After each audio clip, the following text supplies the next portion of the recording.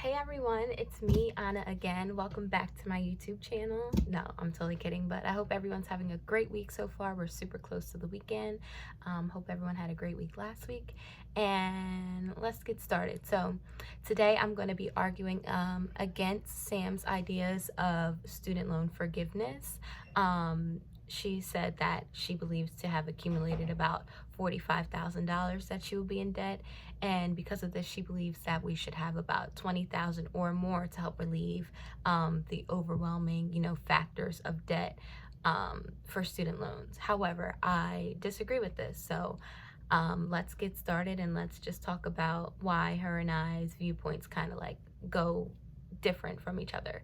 So she says that according to education.org, graduates pay about $400 a month in student loans. And this places, stress on students and kind of limits them from having, opportunities for like home ownership or other, big commitments that we'll make later down the line.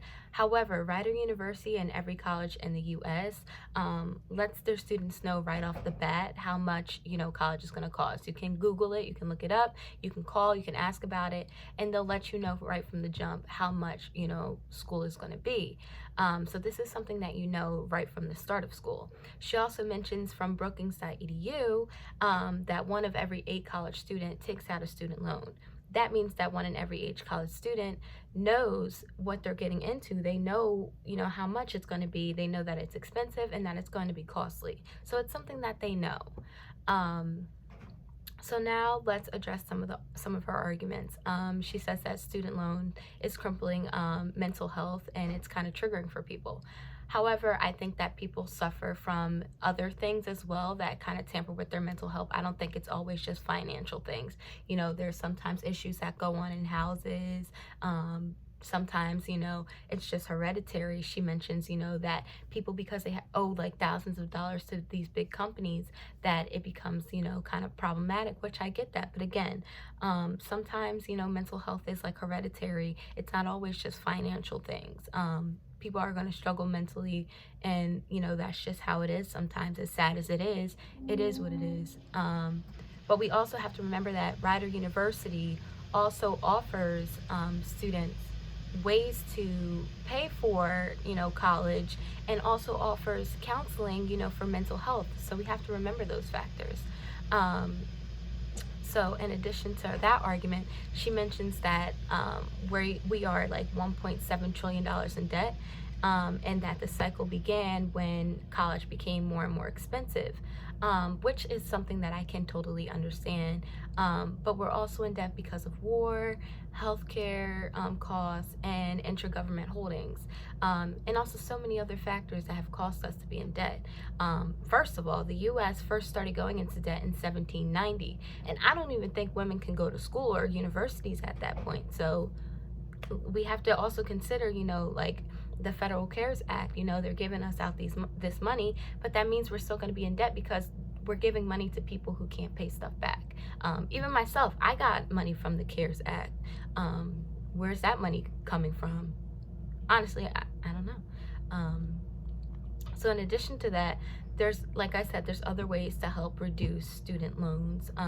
For example, there's grants, there's scholarships, there's companies that are just giving out money for, for us to survive college. And they also teach you how to, handle your money, what to do, how to get scholarships, when they're available.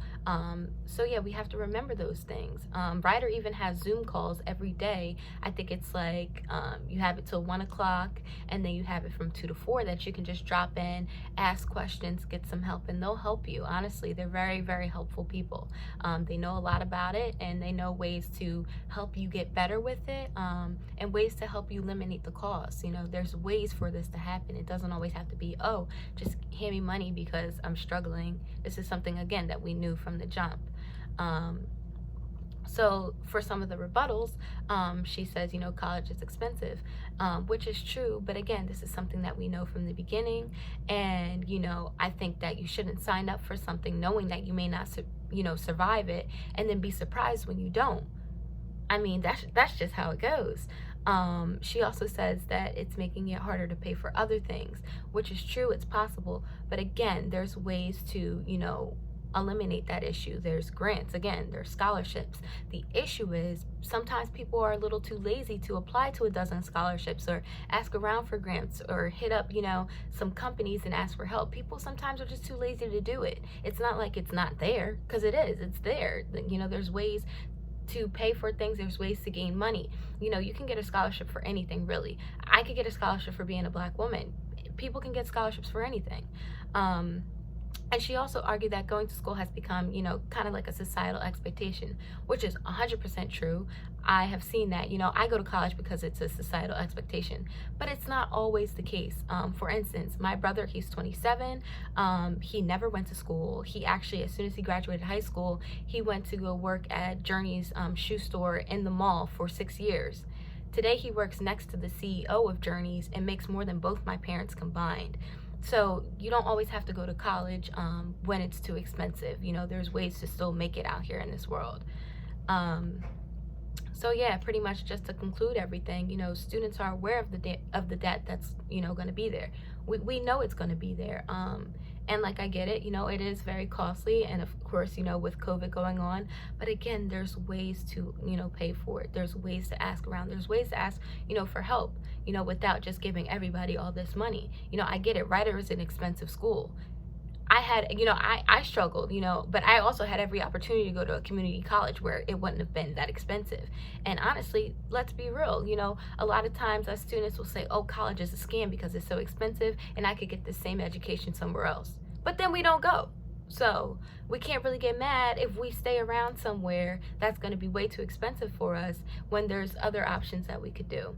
So those are just my few things. Again, also, the university, I get it, it's very, mentally damaging, but the university also, every university offers, ways to help with that, with mental issues. Again, helps with, training you into knowing how to pay for things.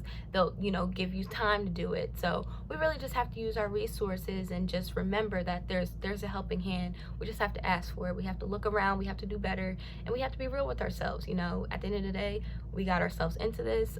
Again, if you didn't think you were going to survive it, maybe look at other options. But that's just my take on it. You guys probably or may have a different viewpoint on it.